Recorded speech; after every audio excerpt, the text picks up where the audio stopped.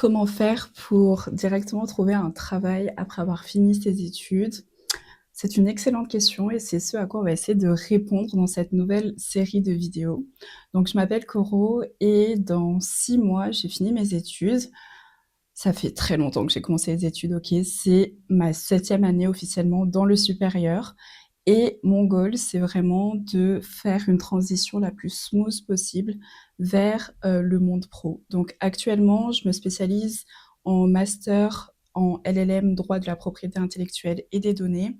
À côté, j'ai, un M2 que je fais à l'IEP de Lyon en affaires publiques et mon goal, c'est vraiment de, hop, je finis mes études, hop, j'ai directement mon CDI, on va dire. Et on sait que dans la conjoncture actuelle, c'est assez compliqué et j'ai eu nombre de mes amis ou même des membres de famille qui, quand ils ont terminé leur étude, en fait, ils n'ont pas réussi à trouver du travail après, même jusqu'à aujourd'hui. Donc, j'ai envie d'éviter cette situation, mais je ne suis personne de spécial, donc on va simplement faire de son mieux et je vous emmène avec moi, dans cette aventure. Donc pour cela, j'ai décidé de faire une série de vidéos qui va être, intitulée «Je ne sais pas encore». Et donc la première étape de cette vidéo, ça va être un peu de vous expliquer ma stratégie, pour le moment. Donc comme on a dit, il me reste à peu près 6-7 mois pour pouvoir finir mes études et donc je me suis dit: «OK, quel est l'élément le plus important» entre guillemets, quand on veut directement arriver sur le marché du travail et presque pas avoir, de problèmes ou de périodes de creux. Donc je me suis dit: «Il y a 2 éléments».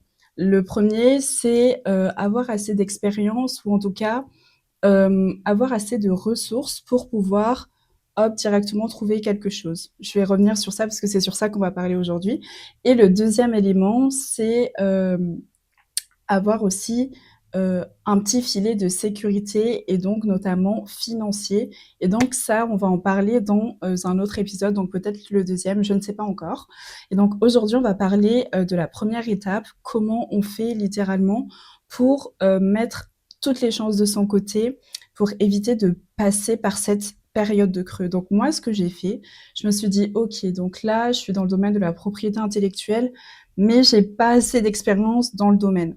Donc ce que j'ai fait, c'est que, quand j'ai commencé, mes études, j'ai d'abord commencé à faire des petites certifications en complément. J'ai également aussi assisté à des conférences et pourquoi j'ai assisté à des conférences et j'en parle tout le temps sur mes vidéos YouTube, donc sachez que tout ce que je dis, je le fais et ce que j'ai fait dans cette conférence, c'est que j'ai réussi à networker avec, des personnes.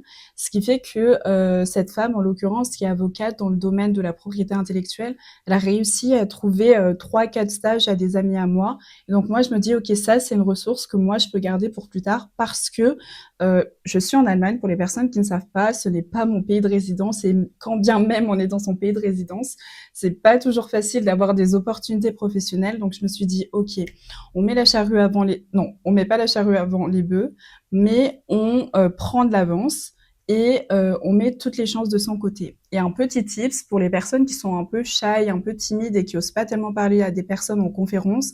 J'avoue que moi, j'étais un petit peu impressionnée parce qu'on était entourés, par des personnes assez illustres quand même et donc j'étais avec, ce groupe d'amis et il y avait, justement cette amie qui, elle, est très ouverte, très sociable, qui parle en permanence à énormément de monde. Donc soyez amis avec des personnes qui sont extraverties, qui ont peu de timidité, parce que justement, c'est elle qui a initié le premier pas et c'est comme ça que, j'ai pu parler avec, cette avocate ensuite, avoir quelques informations sur le marché du travail, comment ça se passait, en concrètement, en fait et également elle nous a donné, son LinkedIn, son adresse email et des opportunités de stage, notamment pour mes amis. Et moi, ce que j'ai fait de mon côté, c'est que je me suis dit: «OK, là, j'aimerais, avoir plus d'expérience professionnelle». Donc ce que j'ai fait, c'est que j'ai, cherché, par 3 moyens différents. Le premier moyen, ça a été la méthode conventionnelle, donc postuler en ligne et cetera. Mais je vous avoue que moi, j'aime pas du tout ça parce que j'ai l'impression de juste jeter une bouteille à la mer et que en fait, mon courrier n'atteindra jamais, ces personnes-là et en effectivement, toutes, les annonces auxquelles j'ai répondu par des offres en ligne, c'était que des refus et pourtant, je sais que j'ai plutôt un bon profil parce que des personnes dans le milieu me l'ont dit. Et donc je me suis dit: «OK, j'ai pas tellement envie de perdre mon temps, avec cela, mais je vais quand même continuer un petit peu sur le côté, il faut continuer à postuler».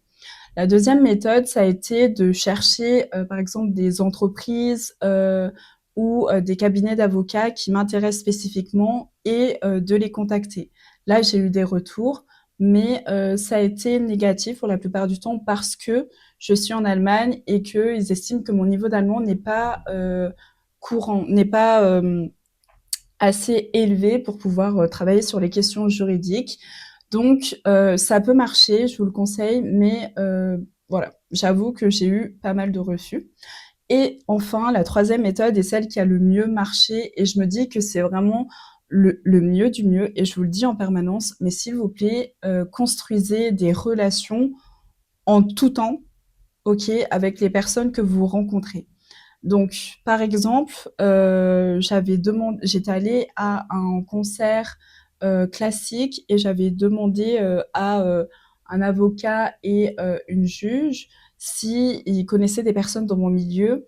Donc ils ont essayé de m'aider et cetera, mais ils ont trouvé personne de disponible pour moi. Mais vous voyez ce que je veux dire quand je dis ça, c'est qu'il y a littéralement des personnes qui se mettent à chercher avec moi pour m'aider à trouver, un lieu où faire mon stage et donc ça m'aide aussi à construire des relations et en même temps, bah, ça m'introduit dans le milieu juridique, en Allemagne, qui n'est pas mon domaine à la base. Ensuite, l'autre élément que j'ai fait, c'est que j'ai contacté des professeurs que j'avais eus durant cette année et un en particulier, dont j'aimais beaucoup sa manière d'enseigner et quand on a eu des échanges, ça s'est bien passé. Donc je lui ai envoyé un mail parce qu'à côté, il est avocat, il est simplement intervenant de temps en temps dans le milieu universitaire et il m'a aidé de bon cœur et grâce à lui, je viens tout juste de décrocher un stage à Berlin, donc je suis vraiment trop, trop contente. Et donc ça marche vraiment. Appuyez-vous sur les personnes que vous connaissez déjà et qui sont déjà introduites dans le milieu que vous souhaitez, dans lequel vous souhaitez vous introduire vous-même. Vous voyez ce que je veux dire? Parce que c'est beaucoup plus simple. Ces personnes-là connaissent d'autres personnes, elles ont des ressources qui sont beaucoup plus disponibles, beaucoup plus vastes que les vôtres. Moi, quand je lui ai envoyé un mail, je lui ai dit: «Bah, voilà, je cherche un stage pour telle période, j'aimerais, travailler sur, telle question». Et il m'a simplement dit: «Moi, personnellement, dans le cabinet dans lequel je travaille, il n'y a pas de poste disponible, mais je connais des personnes qui sont intéressées, pour accueillir des stagiaires. Je vais leur transmettre ton CV». Et c'est beaucoup plus simple parce que littéralement, quand il m'a écrit ce mail, il m'a dit, quand je leur ai parlé de toi, eh bien, ils m'ont dit que tu devais leur envoyer un mail, ce qui est déjà bon signe parce que, ça veut dire que ton profil les intéresse. Vous voyez ce que je veux dire? Et en même temps, donc là, j'étais contente parce que je me suis dit: «OK, j'ai trouvé un stage, ça va être, voilà, ma vraie première expérience dans le domaine», même si j'ai eu d'autres expériences un peu plus mineures, on va dire. Mais après, je me suis dit: «OK, ce stage, il dure pas tellement longtemps et c'est plutôt plus pour la validation académique parce que ça va aussi dans le diplôme que je fais actuellement» et je me suis dit: «OK, en fait, il faut que j'ai une autre expérience qui dure plus longtemps et qui va me permettre de vraiment, entre guillemets, "appuyer davantage mon autorité" avant de, m'introduire dans le marché du travail». Pourquoi j'ai pensé à ça? Parce qu'en fait, j'ai une amie donc de prépa qui a fait une école de commerce et cetera et qui vient tout juste de finir ses études. Elle va bientôt être diplômée, je suis trop contente pour elle et elle m'a dit justement qu'après, quand elle avait fini ses études, son programme universitaire pour son M2, bon, l'équivalent du M2, elle m'a dit: «Eh bien, en fait, j'ai pas réussi à trouver de travail et en même temps, je savais pas tellement quoi faire». Donc ce que j'ai fait, c'est que j'ai demandé à mon université de me donner une autre convention, comme ça je peux tester ailleurs et elle m'a dit: «C'est justement par le biais de ce stage-là que ensuite j'ai trouvé directement mon travail».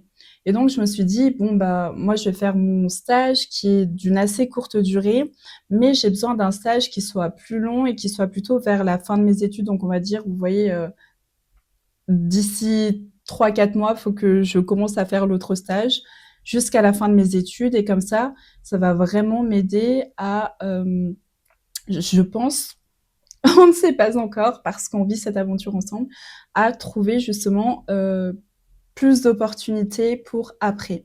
Et donc là, pour ce stage, je suis déjà en train de chercher, même si je viens de trouver un stage. Donc ce que je vais faire, c'est que tout simplement, j'ai contacté déjà des personnes que je connais et donc je leur ai écrit. Donc déjà, je commence à avoir quelques, aides et cetera. Et de l'autre côté, ce que je vais faire, c'est que je vais demander à mon stage actuel de m'écrire une lettre de recommandation. En fait, c'est quelque chose qui se fait beaucoup en Allemagne, que j'ai jamais vraiment connu en France.